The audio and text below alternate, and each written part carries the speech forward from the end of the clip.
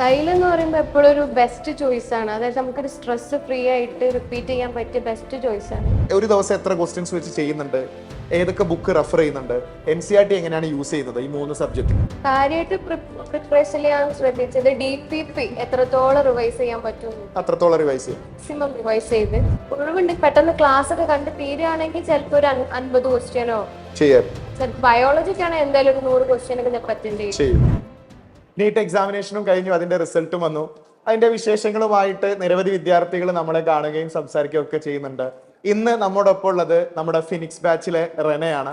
Rena, examination കഴിഞ്ഞു, score വന്നു, എങ്ങനെ ഹാപ്പിയാണോ? എത്രയാണ് എന്റെ സ്കോർ? 685. അപ്പൊ റെന ഫിനിക്സ് ബാച്ചിലെ സ്റ്റുഡന്റ് ആയിരുന്നു. അപ്പൊ ആദ്യം നമുക്ക് അവിടുന്ന് തന്നെ തുടങ്ങാം. അതായത് ഒരു നോർമൽ റിപ്പീറ്റും ഫിനിക്സിലേക്ക് വന്ന് റിപ്പീറ്റ് ചെയ്യുമ്പോഴും തമ്മിലുള്ള ഒരു വ്യത്യാസം റെനക്ക് എത്രത്തോളം ഫീൽ ചെയ്തിട്ടുണ്ട്? ഫിനിക്സ് എന്ന് പറയുമ്പോൾ കുറച്ചുകൂടി കണ്ടന്റ് ഒക്കെ ഫാസ്റ്റിൽ എടുത്തിട്ട് ഒരുപാട് ക്വസ്റ്റ്യൻ പ്രാക്ടീസ് ചെയ്യാനോ ക്വസ്റ്റ്യൻസ് ഡൗട്ട് ക്ലിയർ ചെയ്യാനൊക്കെ ഒരുപാട് ടൈം കിട്ടിയിരുന്നു. അപ്പം ക്ലാസ് പെട്ടെന്ന് തരുമ്പോൾ നമുക്ക് എക്സ്ട്രാ ഒരുപാട് ക്വസ്റ്റ്യൻസ് ചെയ്ത് പ്രാക്ടീസ് ചെയ്യാൻ നല്ലോണം പറ്റിയിട്ടുണ്ട്. നല്ലത്. ഇപ്പോൾ ഫിനിക്സ് ആണെങ്കിലും ഹൈബ്രിഡ് മോഡൽ തന്നെയാണ് ഫിനിക്സ് മുന്നോട്ട് പോയിക്കൊണ്ടിരിക്കുന്നത്. അപ്പോൾ ഹൈബ്രിഡ് ആകുമ്പോൾ നമ്മൾ തലേ ദിവസം ഇരുന്ന് പ്രിപ്പയർ ചെയ്യുന്നു. അപ്പോൾ റെനെ സംബന്ധിച്ചിടത്തോളം കുറേയൊക്കെ ടോപ്പിക്സ് അത്യാവശ്യം കണ്ടന്റ് ഉള്ള ആളാണ്. പിന്നെ ക്വസ്റ്റ്യൻ പ്രാക്ടീസ് ചെയ്യുന്നതിലാണ് റെനക്ക് കുറച്ച് ശ്രദ്ധ വേണ്ടിയിരുന്നത് ആ റിപ്പീറ്റ് ചെയ്യുന്ന സമയത്ത്, ഫിനിക്സ് ബാച്ചിൽ ഇരിക്കുന്ന സമയത്ത്. അപ്പോൾ തലേ ദിവസം ഹോസ്റ്റലിൽ ഇരുന്ന് പ്രിപ്പയർ ചെയ്യുമ്പോൾ നിന്റെ നോട്ട്സ് വെച്ചിട്ടാണോ പ്രിപ്പയർ ചെയ്യാറ്, അല്ല നമ്മുടെ ക്ലാസ്സുകളും സ്ലൈഡുകളൊക്കെ യൂസ് ചെയ്യാറോ, എങ്ങനെയായിരുന്നു?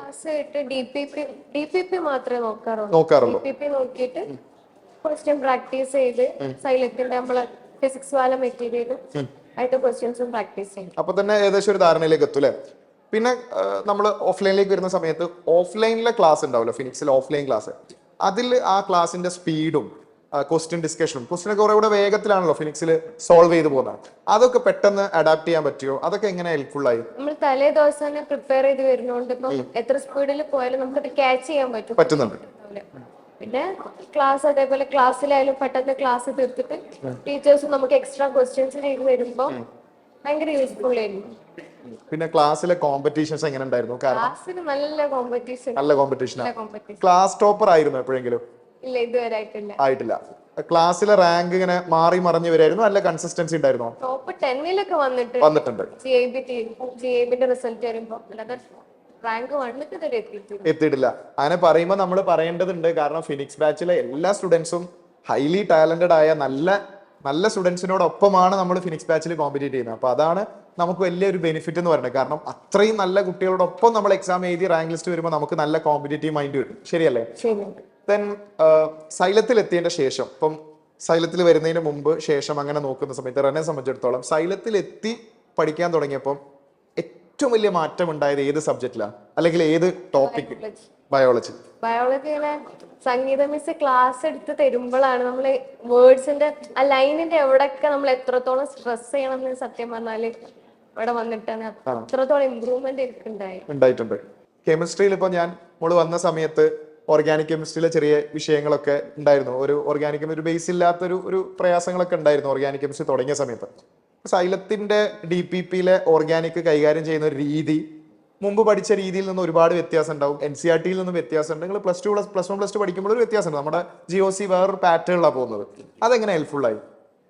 ഞാൻ ഓർഗാനിക് എന്ന് പറയുമ്പോൾ ഒട്ടും ഒരു പെർഫെക്റ്റ് ആയിട്ടുള്ള ഒരു ബേസ് ഉള്ള ആളല്ലേ. എനിക്ക് ഓർമ്മ ഉണ്ട് നീ പണ്ട് സംസാരിച്ചത്. ക്വസ്റ്റ്യൻസ് അറ്റൻഡ് ഭയങ്കര കൺഫ്യൂഷൻ ആയിരിക്കും, ഇതാണോ അതാണോ. GOC 1ഉം 2ഉം ചാപ്റ്റർ എടുത്തതോടുകൂടി അതങ്ങ് ക്ലിയർ ആയി, ഭയങ്കര നല്ലൊരു ബേസ് ആയി. പിന്നെ ഓരോ ചാപ്റ്റർ എടുക്കും തോറും പെട്ടെന്ന് കണക്ട് ചെയ്ത് അതങ്ങ് ഓക്കെ ആയി, സെറ്റായി. ബയോളജിയും കെമിസ്ട്രിയും നമ്മൾ പറഞ്ഞു. ഫിസിക്സിലേക്ക് വരുമ്പോൾ ഫിസിക്സിലെ സൈലത്തിന്റെ കോച്ചിങ് റെനെ എത്രത്തോളം ഹെൽപ്പ് ചെയ്തു? ഫിസിക്സ് ഓൾറെഡി എനിക്ക് ഭയങ്കര ഇഷ്ടമുള്ള ഒരു സബ്ജക്റ്റാണ്. ഭയങ്കര ഇഷ്ടമാണ്. അതും പിന്നെ ഫാക്കൽറ്റീസ് ആയാലും ഒക്കെ നല്ല നല്ല ഫാക്കൽറ്റീസ് ആയിരുന്നു കിട്ടിയത്. പിന്നെ DPP ആയിട്ട് ക്വസ്റ്റ്യൻസ് പ്രാക്ടീസ് ചെയ്യുമ്പോൾ തന്നെ ഫിസിക്സ് റെഡിയാണ്. പിന്നെ ഇപ്പൊ റിപ്പീറ്റ് ചെയ്യാൻ വരുന്ന കുട്ടികളും റിപ്പീറ്റ് ചെയ്തുകൊണ്ടിരിക്കുന്ന കുട്ടികളൊക്കെ തന്നെ ചോദിക്കുന്ന വലിയൊരു കാര്യമാണ്, വലിയൊരു സംശയമാണ്, ഏത് ബുക്സ് ആണ് യൂസ് ചെയ്യേണ്ടത്, ഒരു ദിവസം എത്ര ക്വസ്റ്റ്യൻ വെച്ച് ചെയ്യണം, ഫിസിക്സ് NCERT വായിക്കണമോ? അപ്പോൾ അതേപോലെ എത്ര എക്സാംസ് എഴുതണം, അപ്പൊ അതിൽ നിന്നൊക്കെ നല്ലൊരു സ്കോർ നേടിയെടുത്ത ഒരു സ്റ്റുഡന്റ് പറയുമ്പോൾ ഇനി വരാൻ പോകുന്ന കുട്ടികൾക്ക് അത് ഭയങ്കര ഇൻസ്പിറേഷനാണ്. അപ്പൊ ഈ കാര്യങ്ങളിൽ എൻ്റെ ഒരു അഭിപ്രായം, എൻ്റെ ഒരു എക്സ്പീരിയൻസും പറഞ്ഞാൽ അവർക്ക് ഭയങ്കര ഹെൽപ്ഫുൾ ആവും. അപ്പം പറയേണ്ടത് എന്തൊക്കെയാന്ന് വെച്ച് കഴിഞ്ഞാൽ ഒരു ദിവസം എത്ര ക്വസ്റ്റ്യൻസ് വെച്ച് ചെയ്യുന്നുണ്ട്, ഏതൊക്കെ ബുക്ക് റെഫർ ചെയ്യുന്നുണ്ട്, NCERT എങ്ങനെയാണ് യൂസ് ചെയ്യുന്നത് ഈ 3 സബ്ജക്റ്റിൽ. കാര്യമായിട്ട് പ്രിപ്പറേഷൻ ചെയ്യാൻ ശ്രദ്ധിച്ചത് DPP എത്രത്തോളം റിവൈസ് ചെയ്യാൻ പറ്റും, അത്രത്തോളം റിവൈസ് ചെയ്യും. മാക്സിമം റിവൈസ് ചെയ്ത്. അനന്ത് സാർ ഇങ്ങനെ പറയണ ഇത് മതി അപ്പൊ അത് ട്രസ്റ്റ് ചെയ്യുക. DPP മാക്സിമം റിവൈസ് ചെയ്യുക. ഓരോ ക്വസ്റ്റ്യനും നമ്മൾ എടുത്തിട്ടുണ്ട് എന്ന് ഷുവർ ചെയ്യുക. അത്ര തന്നെ, അത് മതി. DPP തന്നെ ശരിക്കും ഇനഫാണ്. ഒരു ദിവസം എത്ര ക്വസ്റ്റ്യൻ ചെയ്യാറുണ്ടായിരുന്നു? ഞാൻ ഒഴിവുണ്ട് പെട്ടെന്ന് ക്ലാസ് ഒക്കെ കണ്ട് തീരുകയാണെങ്കിൽ ചിലപ്പോ ഒരു 50 ക്വസ്റ്റ്യനോ ചെയ്യാൻ. ബയോളജിക്കാണ് എന്തായാലും ഒരു 100 ക്വസ്റ്റ്യൻ ഒക്കെ ഞാൻ പറ്റേണ്ടി ചെയ്യും. ഒരു ദിവസം എത്ര സമയം പഠിക്കുമായിരുന്നു? ഐ മീൻ ഓഫ്ലൈൻ ക്ലാസ് ഉള്ള ദിവസം. ക്ലാസ് ഉള്ള ദിവസം വളരെ രാവിലെ കുറച്ചു നേരം, ഞാൻ നേരത്തെ എണീക്കണ ആളാ, അപ്പൊ രാവിലെ കുറച്ചു നേരം ഒന്ന് പ്രിപ്പയർ ചെയ്യും. പിന്നെ വൈകിട്ട് വരാൻ നോക്കില്ല, ക്ലാസ് കഴിഞ്ഞിട്ട് ജസ്റ്റ് ഒന്ന് മറിച്ച് നോക്കിട്ട്. ഓക്കെ, അപ്പൊ നമുക്ക് അവസാനിപ്പിക്കുന്നതിന് മുമ്പായിട്ട് ഈ 2025 നീറ്റിനായി തയ്യാറെടുക്കുന്ന വിദ്യാർത്ഥികളോട് മോക്കൊരു ഒരു മെസ്സേജോ അല്ലെങ്കിൽ എന്തെങ്കിലും പറയാനോ ഉണ്ടെങ്കിൽ എന്തായിരിക്കും? സൈൽ എന്ന് പറയുമ്പോൾ എപ്പോഴും ഒരു ബെസ്റ്റ് ചോയ്സ് ആണ്. അതായത് നമുക്കൊരു സ്ട്രെസ് ഫ്രീ ആയിട്ട് റിപ്പീറ്റ് ചെയ്യാൻ പറ്റിയ ബെസ്റ്റ് ചോയ്സ് ആണ്. റിപ്പീറ്റേഴ്സിനെ സംബന്ധിച്ച് ഏറ്റവും ബെസ്റ്റ് ഓപ്ഷൻ എന്ന് പറയുന്നത് ഫിനിക്സ് ബാച്ച് ആണ്. കാരണം അത്രത്തോളം ടൈം നമുക്കവിടെ സേവ് ചെയ്തിട്ട് പ്രിപ്പയർ ചെയ്യാൻ പറ്റും.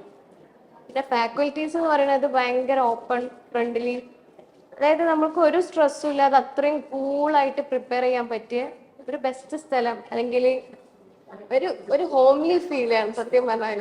അതാ ഇപ്പം ടീച്ചേഴ്സ് ആയാലും മെന്റേഴ്സ് ആയാലും ഭയങ്കര നിങ്ങളോട് അത്രയും ചേർന്ന് നിൽക്കുന്ന ആളുകളാണ്. എപ്പോ സ്റ്റാഫ് റൂമിൽ പോയി കയറാ, ഓരോട്ട് സംസാരിക്ക, ആർക്കെങ്കിലും എന്തെങ്കിലും സ്ട്രെസ് ഉണ്ടെങ്കിൽ അത് ഓരോട് പറയാ. അങ്ങനെ ഭയങ്കര ഒരു ഹോംലി ഫീൽ തന്നെ, ഫാമിലി ഫീൽ. ഓക്കെ റന, അപ്പം ഓൾ ദ വെരി ബെസ്റ്റ്. നല്ലൊരു ക്യാമ്പസിൽ നല്ലൊരു ഡോക്ടറായിട്ട് പുറത്തിറങ്ങാൻ സാധിക്കട്ടെ.